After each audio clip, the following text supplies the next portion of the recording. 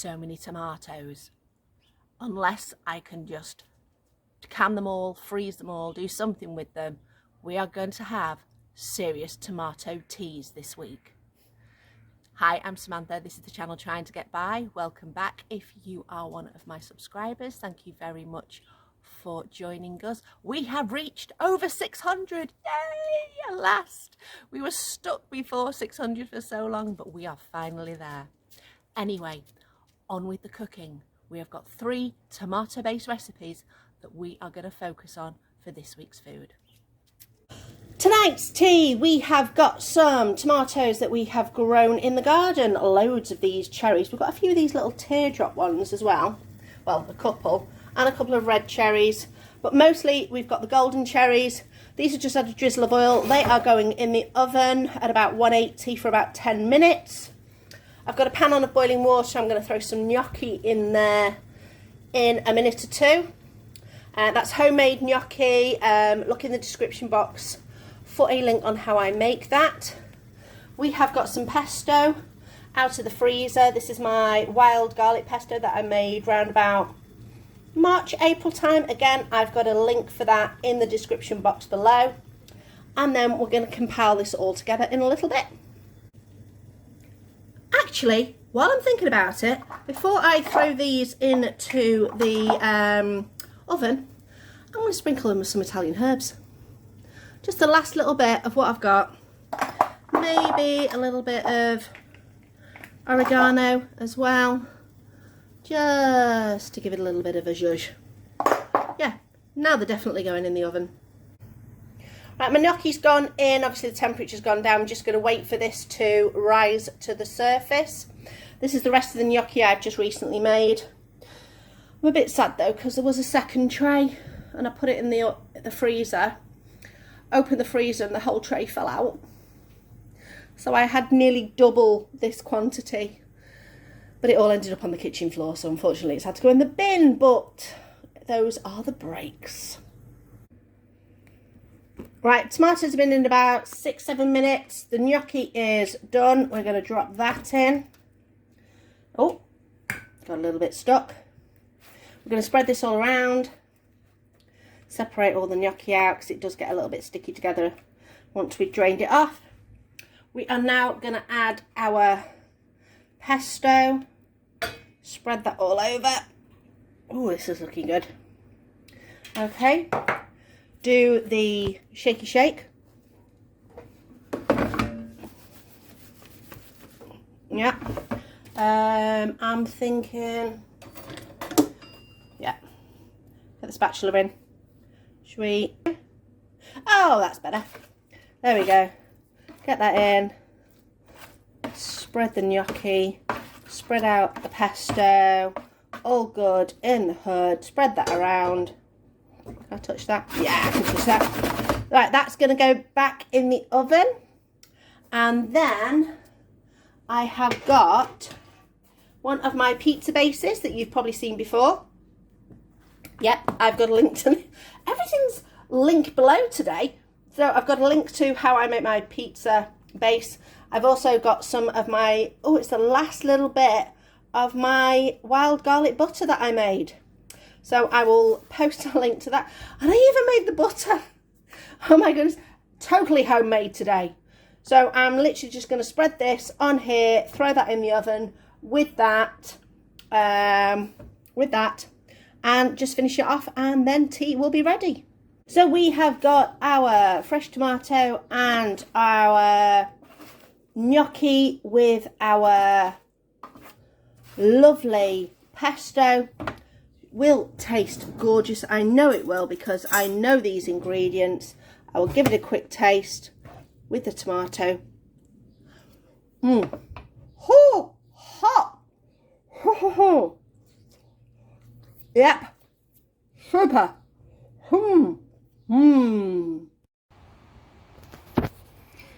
These tomatoes are doing so amazingly well. So we're out here, we're going to pick some.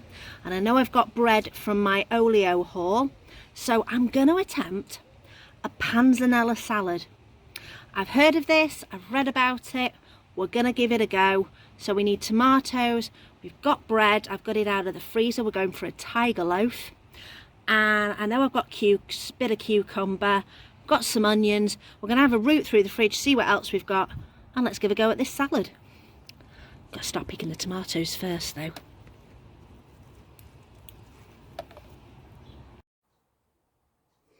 Right, I've picked a nice selection of tomatoes and I've given them a wash. I'm just going to probably cut these ones in half, these ones in quarters. I have got a white baton. I thought it was a tiger loaf, but it's just a French stick that I'm just going to tear into pieces, and I'll show you what I'll do next with that. I'm going to slice this red onion very thinly. I did just get, oh, there it is. I got out some cucumber that we're going to use, so that's mostly going to be your salad ingredients. Traditionally, lettuce is not put in, but I've got a bag of lettuce that I was given. The remnants of my neighbour was using, obviously she didn't want to use any more of it, so she's like, I'm going to have the rest of this salad. I was like, fine. Then we're going to make a dressing, so I've got an old jar, always handy. Some olive oil, some pomegranate balsamic vinegar. If you live in the northwest and you are able to get to Park Farm in Ramsbottom, this stuff is amazing. So you buy it originally in one of these bottles, and then when you've used it, you take the bottle and the cork back and they just refill it for you at a fraction of the price of what you'd pay for it originally. But they do pomegranate, they do raspberry, but they also do thick balsamics as well. So we get a fig and date one and a blood orange one, and they're absolutely delicious.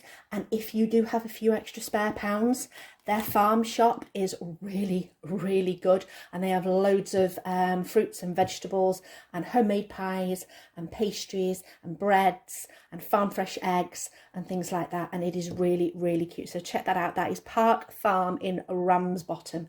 Absolutely lovely. And then I'm going to go with a little bit of Dijon, and I'll probably throw some garlic powder, onion powder, and have a look in the herbs and spice drawer and see what else we're going to do. So I'm going to start prepping. So I've ripped the bread into chunks, you know, sort of like an inch squared roughly, some slightly bigger, some slightly smaller. They have been drizzled in a little bit of olive oil. They have been sprinkled with a little bit of garlic powder and onion powder, and I'm just going to chuck them in to the air fryer. I'm going to pop this on.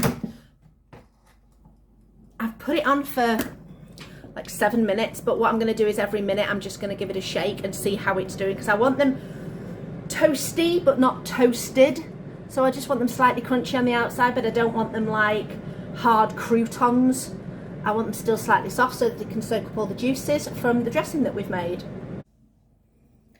Tomatoes cut up, cucumber just chopped into chunks. This is just half a red onion cut in half and then sliced. I've just chopped up this lettuce a little bit more, so that's going to go in because some of the pieces of the lettuce were quite chunky. So I'm going to go in with that. My bread is done. It took about 6-7 minutes. So if you can see, it is crunchy, but it's still got a little bit of doughiness. So that is going to go in there as well. That's quite a bit of bread, that actually. But I think this salad may fill us up completely. Now I'm going to make the dressing. I'm going to pop you here and you can see what I'm going to do. So in the jug, we are going to go in with some olive oil. So I'm probably going to say about 1/3 of a cup of olive oil.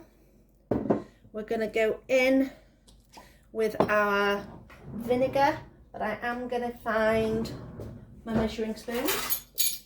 We're going to go in with a tablespoon of vinegar.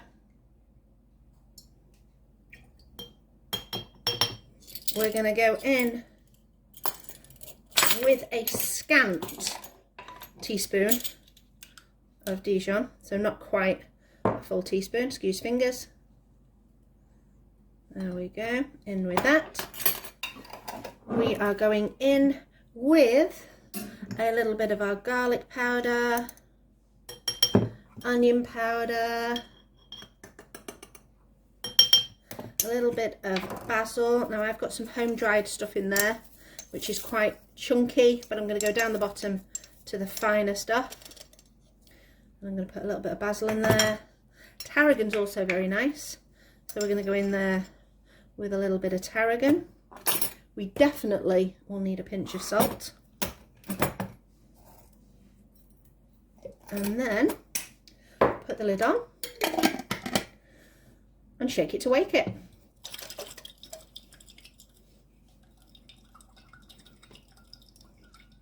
And then the best thing to do is taste.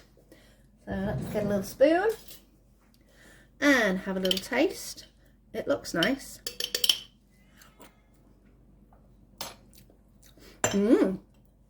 Okay. Flavour. What do I need? That pomegranate balsamic's really nice. I'm going to go in with a little splash more of that and then go again. You could just look up a vinaigrette recipe online and get exact quantities, but sometimes even with exact quantities, I still like to taste and make my own decisions. Oh, that's nice. If you're going to do that with a vinegar, go for a flavoured vinegar if you can get one, because that is super uber tasty. We are then going to take our dressing over to our salad and just go for it. Drizzle it all over. Go around your bowl. I think I saw that on Ina Garten one time. And then you could get your hands in a mix, or you could just give it a bit of a shake, or you could get in some salad tongs. I'm just going to go in with these. And then what I'm going to do is I'm going to leave it a few minutes, because I think it needs to soak through, and for the vinaigrette to really get in there. Now, if you know, tomatoes are not meant to be kept in the fridge. I know a lot of people do, but if you do, take them out of the fridge before you make this, because the warmer tomatoes are meant to be a better flavour. And of course, mine just came off the vine and they've been out in the sun all day, so they will be lovely and deliciously warm. So I'm going to leave this for a couple of minutes and have a clear down, and then it should be ready. Here we go, on the plate, Panzanella salad. I'm going to get a little bit of bread. I can see the bread softened slightly, so I'm not trying to stab crusty croutons. A little bit of everything. I did see one recipe where somebody put some mozzarella in this, as you know, those little tiny baby mozzarellas, some little bocconcinis I think they're called. That would be really tasty. This looks nice. Let's go.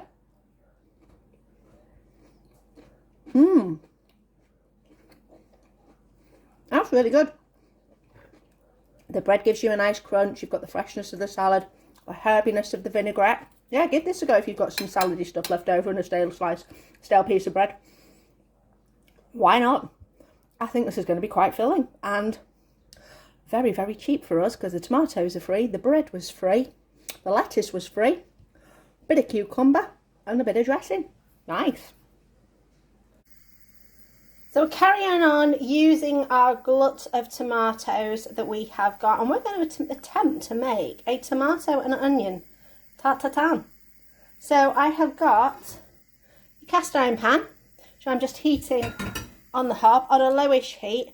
I'm going to put in a little drizzle of oil, and then I'm going to put in these wedges of onion, because I want these to start caramelizing before I put the pastry on. I have a feeling the tomatoes won't take very long at all, because when I normally do them in the oven, you know, when I do my roasted tomatoes, they take like 10 minutes, and that's going to be as long as the pastry takes to puff up. So I'm just going to start these. I'm going to colour them on one side, turn them over, start them colouring again, pop in my tomatoes, pop the pastry on top. I'll show you that stage in a moment. Right, we've got a nice caramelisation on the onions. I'm going to go in with the tomatoes. This might hiss a little bit, because cast iron is always super, super hot. All I'm going to do is kind of just spread these out. Try and do it so that they're turned over.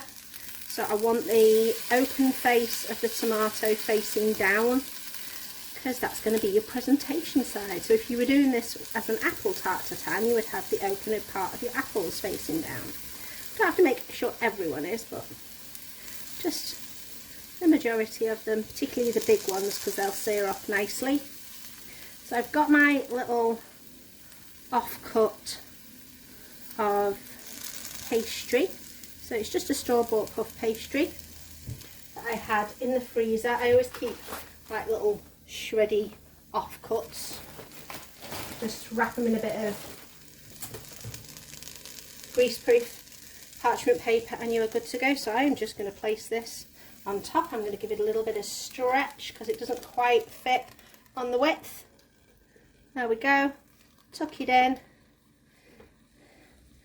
If you want, give it a trim, but I'm not going to bother. I'm just going to give it a little tuck, little slit, little slit. I'm going to give this a little wash with some milk. I use my soy milk on this. It's absolutely fine. It works for me. You could use normal milk. You could use egg if you want to. And then all we're going to do is pop this in the oven until your puff pastry has risen. And in theory, it should be cooked underneath. And we'll be able to turn it out and it'll be a beautiful tart. I was about to put this in. As you can see, I've taken the pastry off and I thought to myself, I need to put some kind of herbs in here. That would be tasty. So I'm just going to put in a little bit of mixed herbs.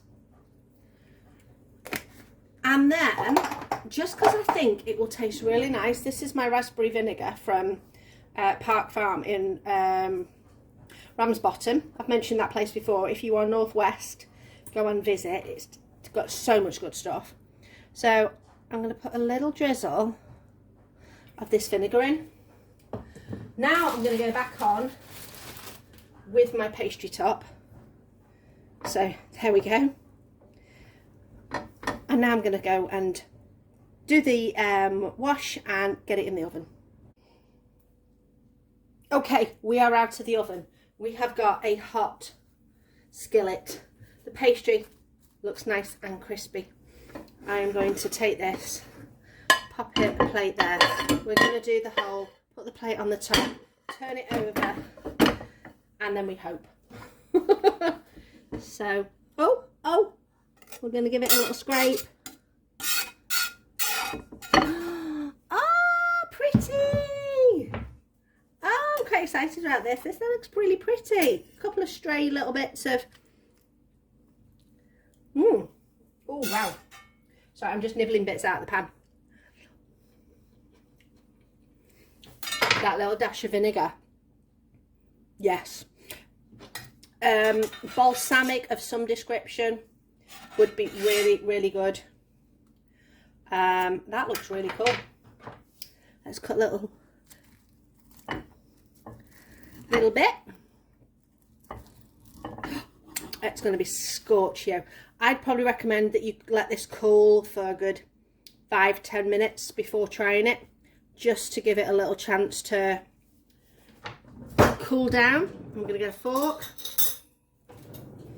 Let's try this little bit.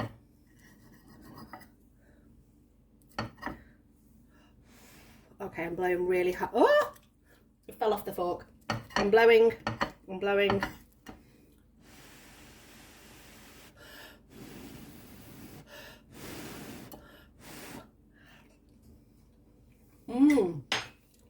Oh, that's really nice.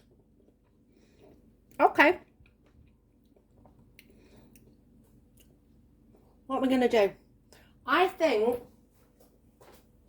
a little bit of salt, because to be honest, it's quite sweet. Put a little bit of salt on there, that's going to cut through it. And we're going to have this with some salady type things, something fresh. Maybe a little bit of creaminess. So Chris will have some mayonnaise, I'll have some homemade vegan mayonnaise. Yeah, this is really good.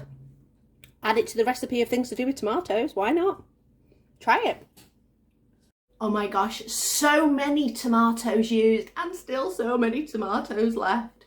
The problem is they're coming out in like waves, so I can't collect a mass load of them together to store for future use, which is fine. I'm just going to have to keep making more and more tomato recipes. Let me know in the comments below if you can think of some more tomato recipes I can do. As for the ones that we made, let's start at the beginning. We had the tray bake gnocchi with the tomatoes and the pesto.